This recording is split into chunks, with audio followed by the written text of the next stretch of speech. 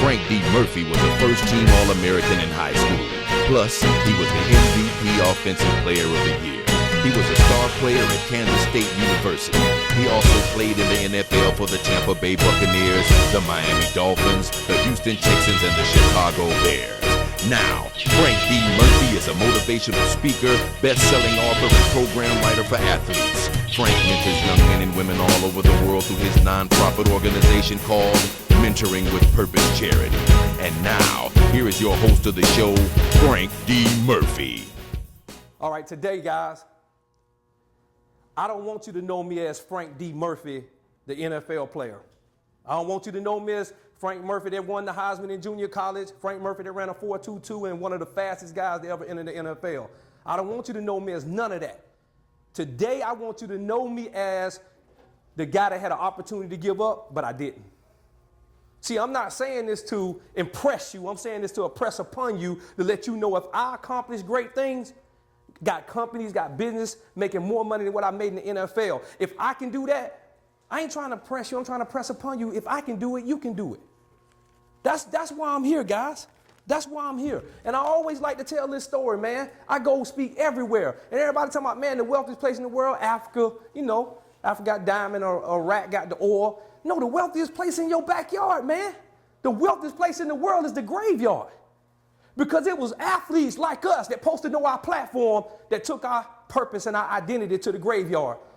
There was pastors that supposed to be teaching the next generation of how to make decisions spiritually, but their purpose and their identity went to the graveyard. So when you ask me why I'm here to make sure your identity don't go to the graveyard.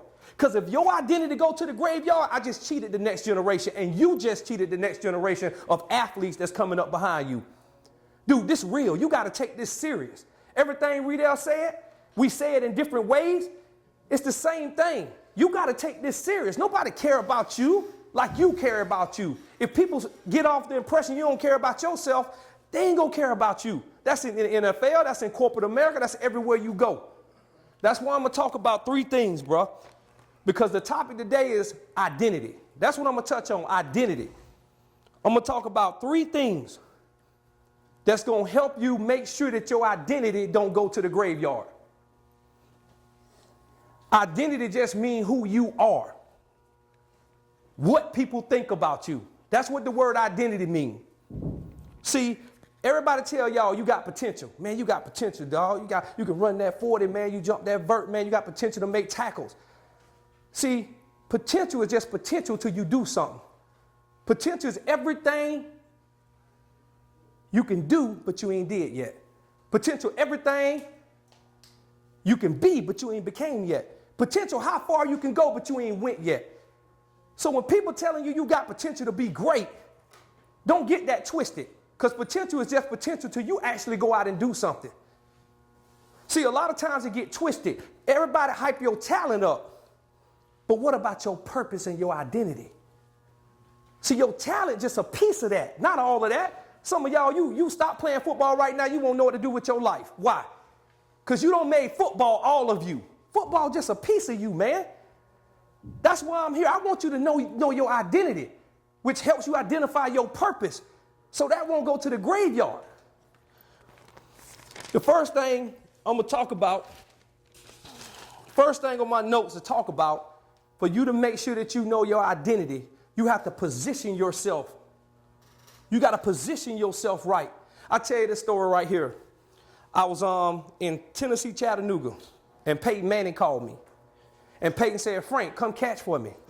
You busy? I was like, no, I got you, bro. He said, I'm going to have another quarterback out there. I say, man, I'm in shape. Let's do it. So I meet Peyton Manning, and Tom Brady come walking out with him. So I'm finna catch for two Hall of Fame quarterbacks. So in my mind, I'm like, man, I wonder which one better. And I'm thinking all type of stuff. And, man, I noticed something, man. Peyton, man, when he got up there, he said, listen, Frank, I want you right there on that hash. Not 2 yards to the left, 2 yards to the right, not 2 yards short, not 1 yard even deeper. I want you on that hash. Every time you there, I could turn my back. I could get it. I could get the ball to you. What he was saying, put yourself in that position and you'll be successful in catching the ball. And you got to ask yourself today, are you putting yourself in the right position to know your identity and to be successful in life? Not just on the field, but off the field. Are you putting yourself in the right position to make better decisions? Are you putting yourself around the right people? Are you putting yourself in a position to work harder or to be lazy? You know, even when I went to junior college, I was going through so much, man. And everybody needs somebody to help them stay connected to their identity and being in the right position. Nobody would talk to me in junior college. I got in trouble in junior college, man. I carried firearms. They said I had a shootout. And I went to trial.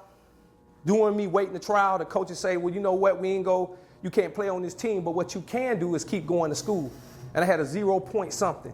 I brought it up to a 3.2. But nobody would talk to me. The coaches wouldn't let me live, wouldn't let me use the equipment. They wanted me gone, but they couldn't because if you found not guilty, I could sue. You know what I'm saying? Because they had to find out the truth. And I remember this custodian. I walked past her and she say, man, what's your name, son? Every time you walk past here, it's a light on you. There's greatness in you. And see, you got to put yourself in position around the right people so you can stay connected to your identity. And she began to motivate me. She began to build me up. And I remember going to the Buccaneers. When I went to the Bucs, I met Coach Tony Dungy. He was my head coach. And he challenged me to stay connected to my identity. So you got to put people around you, man, to make sure they help you stay connected and stay in position so you can live out your real ID and not your fake ID. And that leads me to my second point. Put down your fake ID. What's a fake ID? It's a picture of you, but everything on there a lie. Stop trying to be like what you see on social media. Man, when I'm going to see the real you? That's my question. When you going to stop being a copy machine? When we going to know who you are? Instead of being like everybody else. Put down your fake ID, bruh, and pick up your real ID. That's a picture of you, but everything on there is true. See, I lived out my fake ID to the fullest. 14 years old, I found myself in the wrong environment doing the wrong things. Selling dope, carrying firearms, having shootouts. Found myself incarcerated, facing 15 years. Dude, and a lot of y'all talk that game. Dude, you don't want to live this life. You ain't about that life, dog. Dude, you got it made. I'm incarcerated facing 15 years. Behind bars, and a lot of y'all right now, you got bars holding you back, and they ain't even prison bars.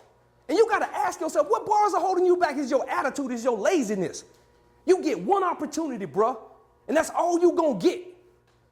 Don't depend on that second opportunity in the NFL, bro. You get one opportunity to impress them. It's so many millions of guys just like you, working just like you hard every day. You can't take this for granted. You can't take your identity for granted. If you don't know your ID, how you gonna be real to your real identity? And dude, I found myself, and I said this, every time I speak, man, I was squatting the mats, doing push-ups and sit-ups at 15. So they like, bro, what you doing? I say, man, I'm going to the NFL, man. I got to stay in shape. I'm going to get out and ball. They're like, boy, we heard about your child. Boy, you ain't going nowhere. You in jail.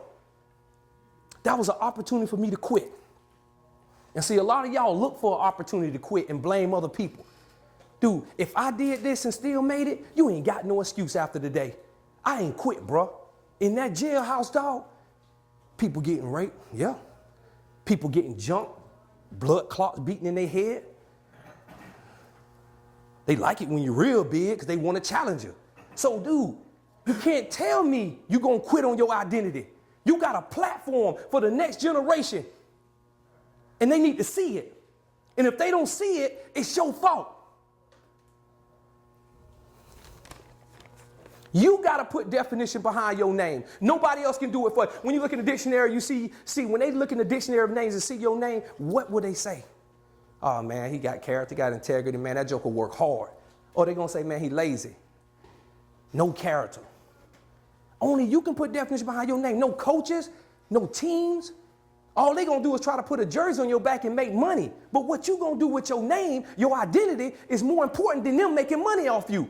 Because when you done working for them, boom, they move on to the next person.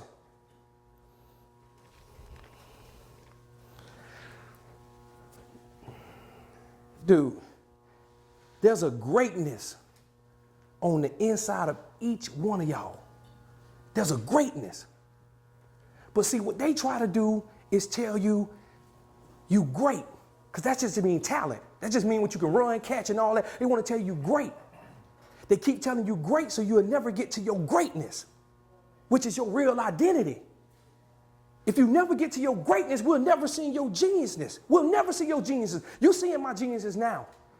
I didn't know I was going to be a national motivational speaker all across the world going on tour with Les Brown and people like that. I didn't know I was going to have my company, my building downtown on the water. I didn't know I was going to be an author of my book called Man Behind the Helmet and Coach Tony Dungy forwarded. I didn't know I was going to do all this, bruh. So I come back to tell you, what are you planning? Because as an athlete, you can't depend on their money. It's their money. How you going to protect the NFL shield and you don't even know your shield? How you going to protect their identity and you don't even know your identity? That's backwards.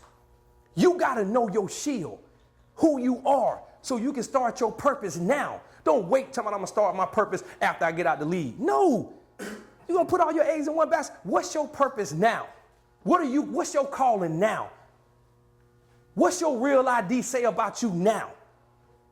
And I was talking to Yo and them and Riedel, and they was like, man, you know, Murph, man, some of them just ain't taking it serious, man. We pouring so much. It ain't just about a 40 and a broad jump. Man, y'all gonna go in a place and be foggy. It's gonna be foggy to you. And you gotta learn everything you gotta draw everything you can out of them coaches, man. Not just for sports and football, but life. Number three. Number one, I talked about position yourself. Number two, put down your fake ID. Number three, you got to man up and be yourself. See, I didn't man up and be myself. I walked in the locker room and I was being a copy machine. All them boys going out, so I'm going to go out. Dude, I did that in Chicago when I got drafted. Went out. Had to be at practice 7 in the morning. I'm getting in 5:30. What happened? I got put on the practice squad. Luckily, Coach Dungy and them grabbed me and called me and brought me to Tampa. I still didn't learn my lesson. Dude, me, Riedel, we fly out to Miami, me, Riedel, Keyshawn, all of us, we fly out to Miami on a red eye, kick it, come back to Tampa, got practice. Sometimes I go in the locker room, push the code, go to sleep in the locker room because I ain't want to wake up late and get fined and get cut.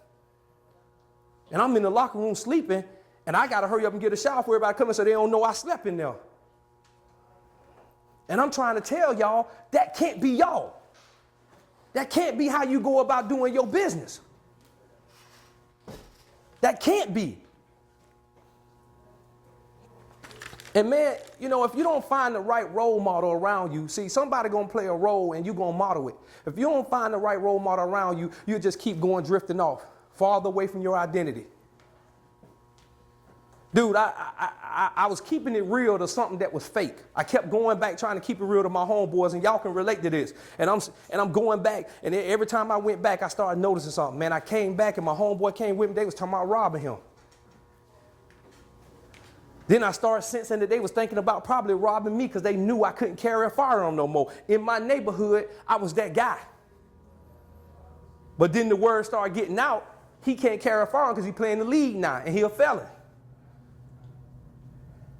So don't let nobody try to get you to keep it real to something that's fake. Dude, this is your time. What you gonna do with it? What you gonna do with it? That's the question. What you gonna do with this time you got? Because you can't get it back. You know how long we reminisce all the time, man. Man, boy, if I was still playing, man. Dude, this is your time. And God be dog if you gonna let anybody take it away from you.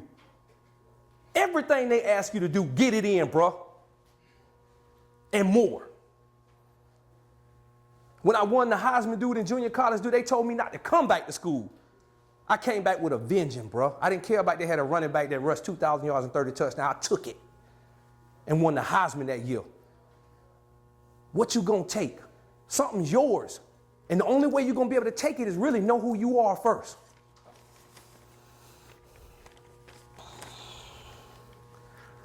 I'm gonna finish up with this, man. Go where you celebrate it, not where you tolerate it. They told me I wouldn't graduate from high school, but I did. Though they told me I'd be dead by 16 and wouldn't make it, I did. They told me I wouldn't go to college and graduate, I did. They said I wouldn't make it to the NFL, I did. What statement you gonna make, you gonna say I did after? Dude, you can, you will, and you must put down your fake ID. Dude, say that with me, man. I can. I will. I must. Put down my fake ID. One more time, dog. I can. I will. I must. Put down my fake ID.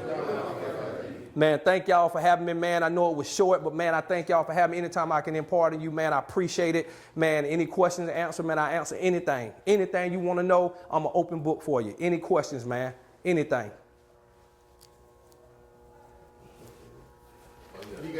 Just go to the mic, that's all. You good. You might want to flow a little bit anyway. And I appreciate him stepping up, man, and asking a question, because a lot of people don't want to do that. After junior college, did you just go straight to the league, or did you go to another college after that? After junior college, I had the opportunity to go to Canada. I got offered, but I didn't want to do that. I wanted to go and get the real experience, and I went to Kansas State University. I was the #1 recruit in the nation, so I could have went anywhere. Florida State. My mama begged me not to come back home. So I stayed in the junior college area and went to Kansas State. They was ranked in the top 5, had a great team, so I went to Kansas State University. What was your plan after the NFL?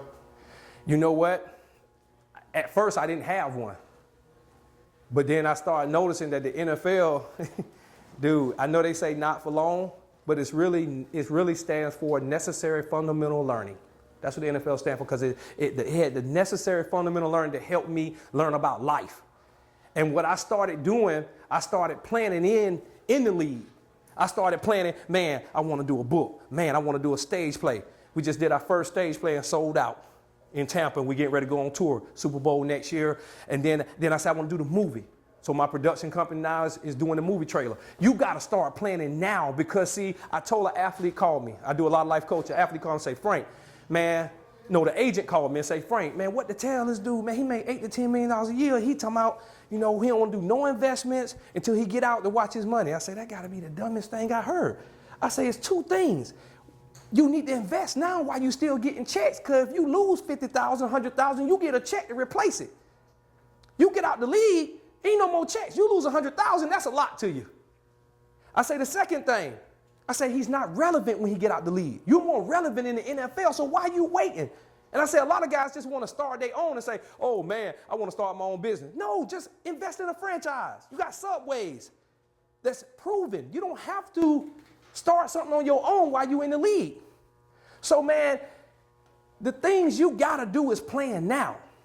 If you fail to plan, it's a plan fail. Start planning right now in the league. Make the league work for you. But it can't work for you if you ain't got no plan. And guess what? They're going to give you a plan. And that plan going to be work, work, work till you get hurt and you gone. That's their plan. Make me money, make me money, make me money. See you. I'm going to bring somebody else in to replace you. Do you want that plan? If you don't want that plan, you better find out your identity. Better find out your purpose and use the NFL and that platform to get yourself ready for your real life. NFL is about 3 years top. You ain't no Peyton Manning and Tom Brady where they staying in there 15, 16 years. You lucky if you can do that. It's an average 3 years and you gone. Was it hard to distance yourself from the Hollywood career? Oh man, it was so tough, dude. Cause I had that thing, dude. I'm real, dude. Dude, we did stuff together. Stuff I can't even talk about. And they didn't want it though. I realized they didn't care about, I realized they started really getting jealous. And I still would bring all of them down to Tampa. Ask Riedel. I had like 4 boatloads of Chevys coming down, bro. We locked the whole club down. So I was still faithful to something that was fake. And dude, it almost took me out. Man, I go home to visit. My boy shoot out right in front of me. He know I'm in the league. He arguing. He just pulled and start shooting. They shooting right there in front of me. We run to the house. The dude that he was shooting at came by and pulled out a chopper. I'm the only one on the porch. I could have been dead and gone. And he noticed it was me. He said, Frank, talk to your cousin. I'm going to do it. I'm going to let it ride just because of you. Because I respect you. He ain't even care enough to know I played in the league. I told everybody before they get in my car, don't bring no drugs. Don't bring no gun. You know I'm playing ball now. I get pulled over. One of my homeboys, oh, Murph, man, I'm sorry. I got a gun. I told you not to bring. We pull over. I have to take the bike. I have to take the gun. I have to throw the gun. I have to do whatever I can I wouldn't go back to jail and go to prison and lose my career. So, dude, yes, it was hard, but you're going to have to man up. You're going to have to come to the conclusion, it's my career and where God's taking me, or I'm going to let you continue to lynch and pull off me. If they don't want to go where you at, you got to let them go. And I let them go. And it's the best decision I made. Just remember this, man. You can't stay real to something that's fake. Just keep saying that to yourself. You can't stay real to something or somebody that's fake. And if they ain't got the same intentions that you got, it's not a match. You only want to, from this point on, you only want to roll with people who want to roll like you, who want to work hard, who want to see they get a family one day, who want to start businesses one day, who want to be successful, who want to be a platform for the next generation of athletes, who want to speak the type of words that's going to encourage somebody. Man, my Pop Warner coach looked at us and told us, y'all, some of y'all going to be dead, some of y'all going to be in prison, some of y'all going to have disease, some of y'all going to be on drugs, and we laugh. And boy, most of my friends dead, in prison, on drugs, still selling drugs. And that's why I'm here, man. I don't want what my Pop Warner coach told me to happen to y'all. That's why I come do what I do. Any more questions, man? Anything you want to ask, bro? And I'll talk about the women while we in closing. If you got any questions you think of, just walk up there. I did a disservice because I didn't understand what effect it would have on kids with me just sleeping around. And I had kids in the NFL, 3 kids from different moms. And I didn't know the effect that it would have on the kid. As I got older, of course, all that pleasure didn't equal up to nothing. It hurts the kids because I can't see all of them like I want to. I can't be a 100% father. I have to be a father from a distance. And man, you might not get a kid, a baby mama that's even receptive to the way you want to live. So now you're dealing with 3 and 4 different personalities, then you're dealing with child support. You got to think about all that. They putting you in jail for child support now. But I can say I was blessed to have pretty good baby mamas, got their own career. We all cool. We all seek to do the same thing, take care of the kids and things of that nature. But there's so many guys in the league that's not lucky right now. They're getting taken for $20,000 and $30,000 for child support because of one night of pleasure. And now these days, you already know one night of pleasure can be your life. You know what I'm talking about. It ain't like it was back then. This thing hot now. Everybody, every color, every race. So that's something that all y'all need to think about when you talk about that night of pleasure. You got to think about the consequences and the repercussions of what can take place after that. Any more questions? Everybody good? Well, man, thank y'all for having me, man. I really appreciate y'all, man. Good luck. Do y'all thing, man.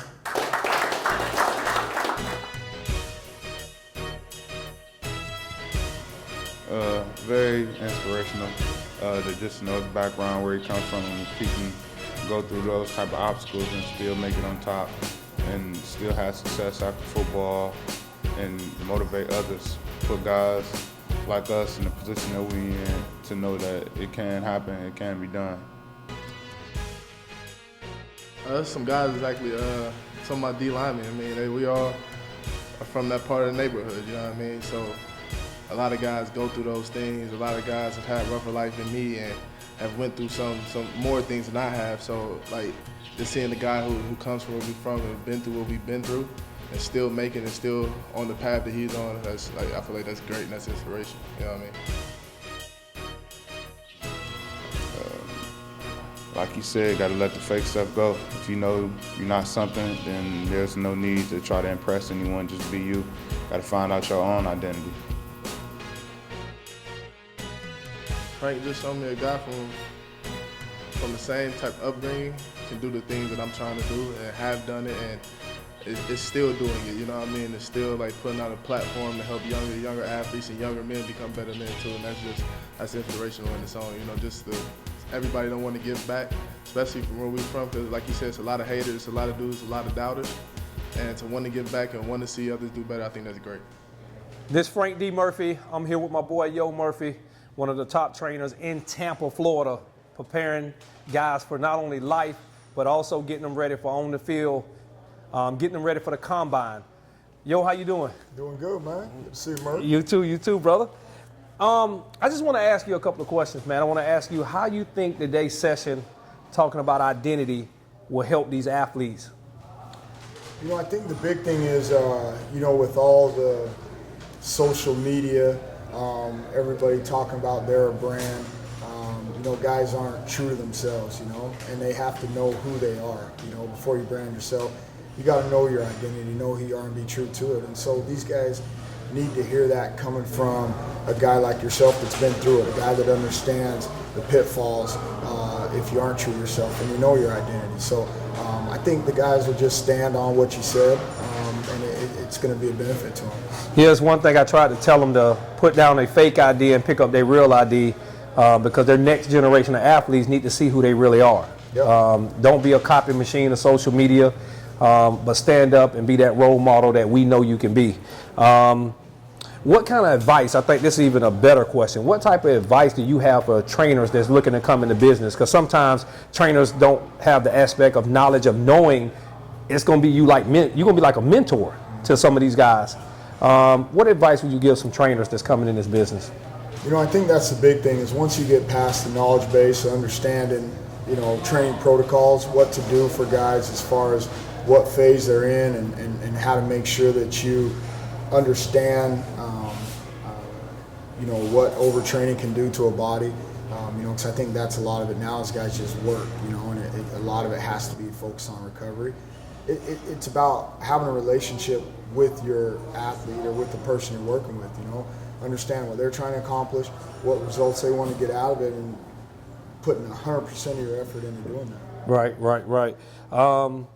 Tell us some of the role models that was biblical in your life, that was important, that helped you become who you are. Man, my pop, you know, that was it. If I could be half the man that my dad is, you know, I'd be doing a lot. You know, he never made excuses, got up, worked hard, played with me all day. And I can relate to that. My dad was the same way, hard worker, dedicated to his craft. He showed me what hard work was all about. He passed away in 2009, but what he installed in me, man, I'll never forget, and it's always going to be a part of my life, and I owe it all to him, the way God was able to use him to impart in me to be the man I am. So I can relate to what you're talking about, man. Yeah, that's all I do, you know. And these guys getting ready for the NFL. That's it. The league that stands for not for long. And these guys are college guys, and sometimes they don't have the mentality for the NFL yet. But I've seen the way that you coach these guys, you train these guys for years now, because you've been doing this for a while, dealing with combine guys, getting them ready for the NFL and life. I just want to ask you one more question, man. I think a lot of times people don't see the back behind the door when it comes to running a training facility. They don't see what happens behind the scenes. Could you educate them on what it takes behind the scene to be a successful, not only trainer, but entrepreneur as well? You know, I feel you just have to wake up every day and set your standard high on yourself, you know. I take time in the mornings to really get my mind about, you know, around what I'm going to do. I don't care whatever hits me in the face, whatever anybody else does. I take time to just say, look, I'm going to give everything I got today. These kids, you know, my clients, whoever it is, my staff, members, you're going to get everything I got, you know. And then when things come, I'm already ready, you know, I'm already there. Being an entrepreneur, everything's on you, you know. Right. You have to understand that at the end of the day, if the door didn't lock that night, you got to get in your car and come at midnight and lock the door.